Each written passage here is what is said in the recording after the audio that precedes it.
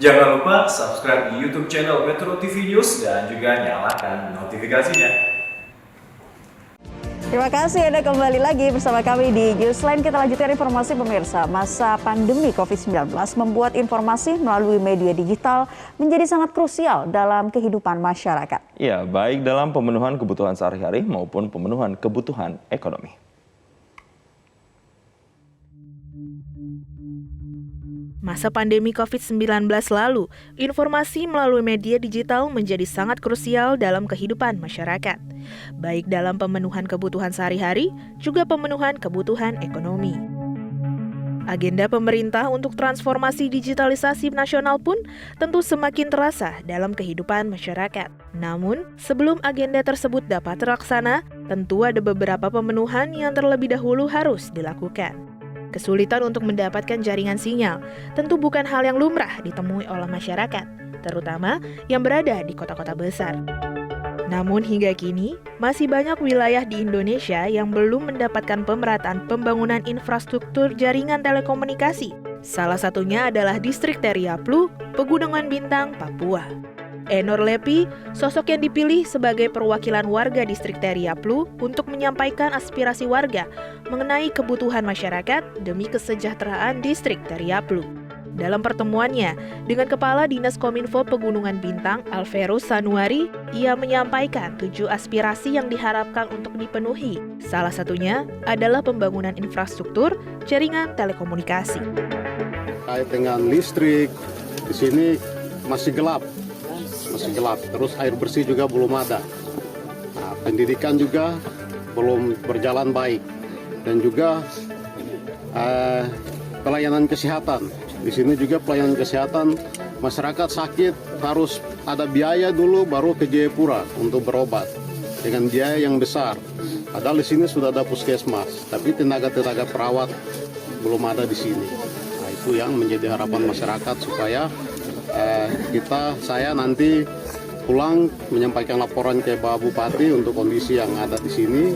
Nah, terus masyarakat minta tolong kepada Ibu Direktur pulang mungkin bisa menyampaikan ke Bapak Menteri supaya nanti rapat di tingkat kabinet bisa sampaikan ini di lintas kementerian untuk kementerian terkait apa yang menjadi harapan masyarakat. Hampir seluruh wilayah Pegunungan Bintang kondisinya seperti ini. Karena saya sudah hampir 90% ke semua distrik, itu kondisi sama seperti begini. Koordinasi pun segera dilakukan agar aspirasi tersebut sampai kepada pemerintah pusat. Bergerak cepat, Badan Aksesibilitas Telekomunikasi dan Informasi atau yang akrab disebut Bakti Kominfo melancarkan pembangunan base transceiver station 4G di distrik Teriaplu, Pegunungan Bintang, Papua. Demi menuntaskan misi mengatasi kesenjangan digital di Indonesia, Bakti Kominfo telah menargetkan 7.904 pembangunan menara BTS 4G di Indonesia, terutama wilayah-wilayah terdepan, terpencil, dan tertinggal di Indonesia. Pemerataan pembangunan infrastruktur jaringan telekomunikasi BTS ini dibagi menjadi 2 fase, dengan target pembangunan fase 1 di 4.200 lokasi di tahun 2021 dan fase 2 di 3.704 lokasi di tahun 2022. Dalam program 2 tahun tersebut, direncanakan sebanyak 5.204 pembangunan BTS akan dibangun di wilayah Papua. Sejak 2015 sampai 2020, di wilayah Provinsi Papua dan Papua Barat telah dibangun BTS di 437 lokasi dengan 224 lokasi BTS di Papua Barat dan 213 lokasi BTS di Papua. Kita di Pegunungan Bintang dari usulan 277 kita direspon oleh Bakti 261 site yang tersebar di 277 kampung dan 34 distrik. Jadi hampir semua kampung bisa dapat. Kalau semua terbangun berarti kita di wilayah Pegubin mungkin daerah blank spot mungkin sudah tidak ada. Nah, jadi ini sudah mulai dikerjakan dan perlu kita ketahui bahwa kita di Pegunungan Bintang ini hanya bisa kita masuk dengan pesawat udara. Jadi akses satu-satunya masuk ke wilayah Pegunungan Bintang itu hanya dengan transportasi udara. Salah satu wilayah yang telah terlingkup dalam jaringan BTS di Papua adalah distrik Bime. Pelan-pelan para warga telah menikmati akses internet dengan mudah dalam menjalani aktivitas. Para siswa dan siswi sekolah dapat belajar melalui ponsel mereka.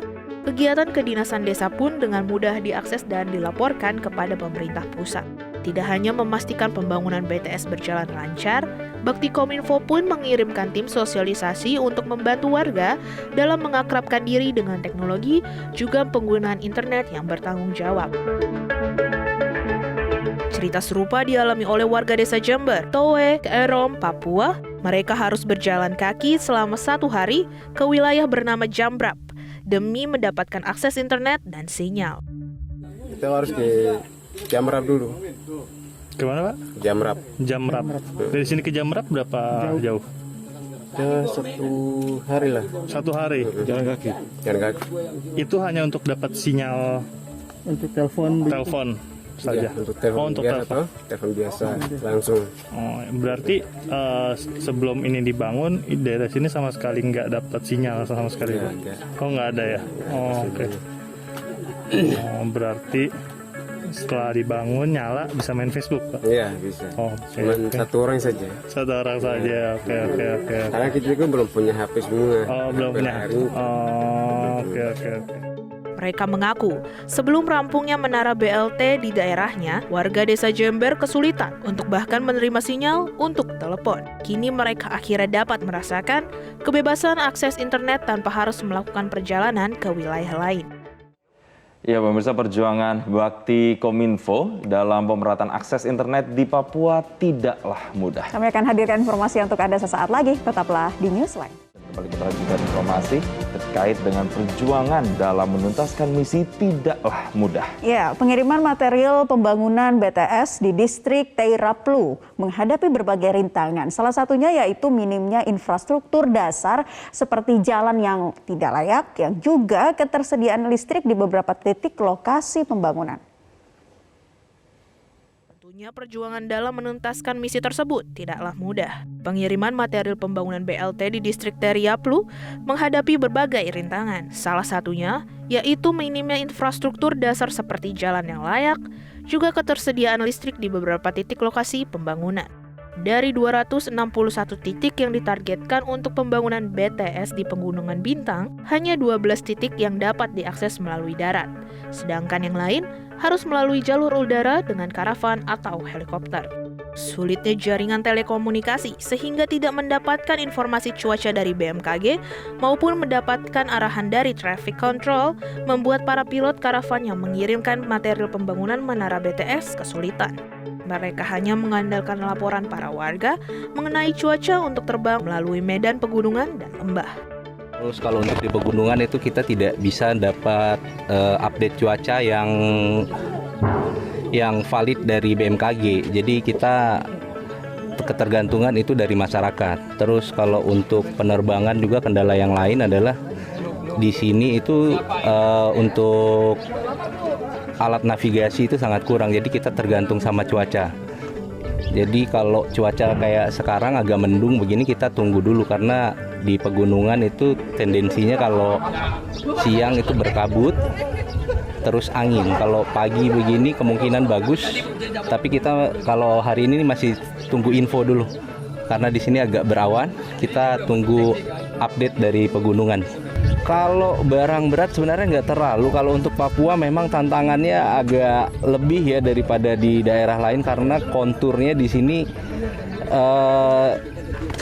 bandara itu ada di lembah-lembahnya gunung atau di atas gunung. Jadi kesulitannya ya di situ. Kadang kalau bandara yang di lembah kalau siang itu anginnya udah ngelewatin limit pesawat, jadi kita nggak bisa masuk. Biasanya sampai jam 11 siang lah. Oh enggak, kita nggak pernah ada pressure seperti itu. Kalau memang nggak bisa masuk kita pulang. Atau kalau memang sudah dapat update cuaca, memang nggak bisa masuk, kita standby menunggu. Kalau memang nggak bisa ya kita cancel untuk hari itu. Putar berarti Pak, maksudnya? Kalau sudah terlanjur terbang kita putar. Oh, Kita RTB putar. Ya. Pada saat-saat para pekerja dikalahkan oleh alam, pengiriman pun terpaksa untuk ditunda hingga cuaca mendukung. Ada hal lain yang menghantui para pekerja BTS di Papua hingga saat ini. Insiden penyerangan KKB 2 Maret 2022 yang menggugurkan 8 pekerja Palaparing Timur Telematika. Tanpa terkecuali para pekerja yang berada dalam bakti Kominfo, ketakutan dan kekhawatiran juga menguasai mereka. Habis gelap terbitlah terang. Nah, Ibu indah sana, ya bukan bahwa habis gelap terbitlah terang, tapi menghantar masyarakat dan pemerintah Papua bermigrasi ke era digital, transformasi digital. Nah, saya minta tolong Pak Kadis ya, untuk supaya berkoordinasi dengan baik dengan para pejabat di sana agar pelaksanaan pembangunan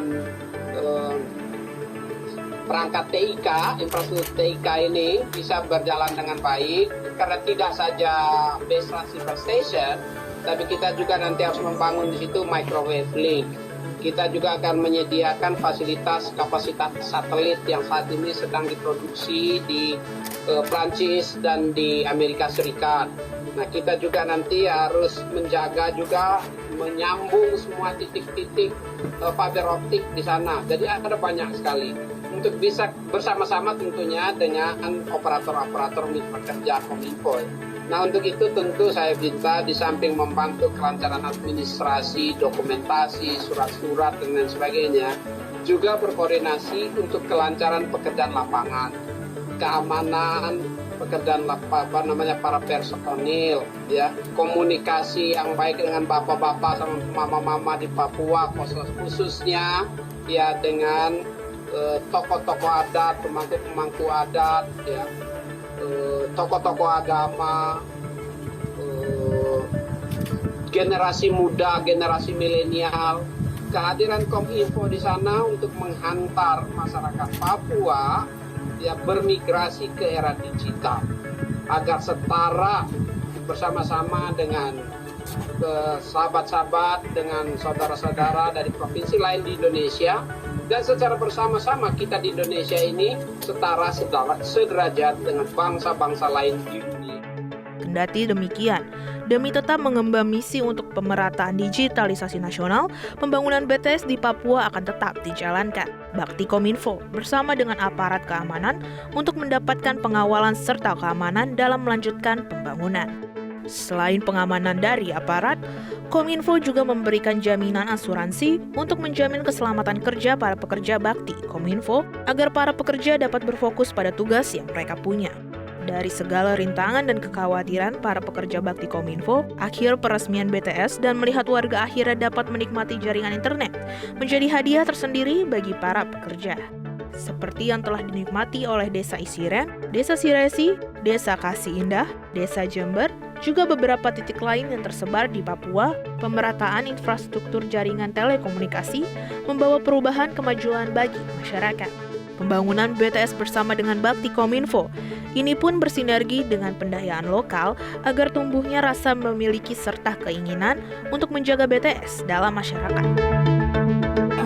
Para wartawan, rekan-rekan media ini hadir di sana juga ya untuk memberikan feedback bagaimana supaya kita bisa mengerjakan sampai selesai dengan baik.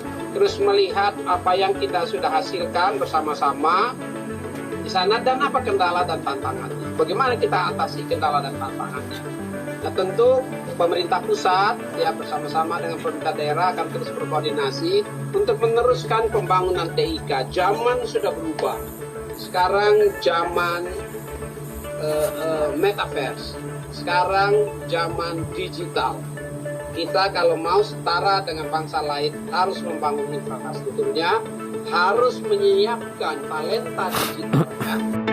Kelak, ketika BTS Pegunungan Bintang ini selesai, dengan terbukanya kesempatan baru bagi para warga menerima informasi tanpa batasan, diharapkan warga Teriaplu dapat ikut berimigrasi ke sistem digital.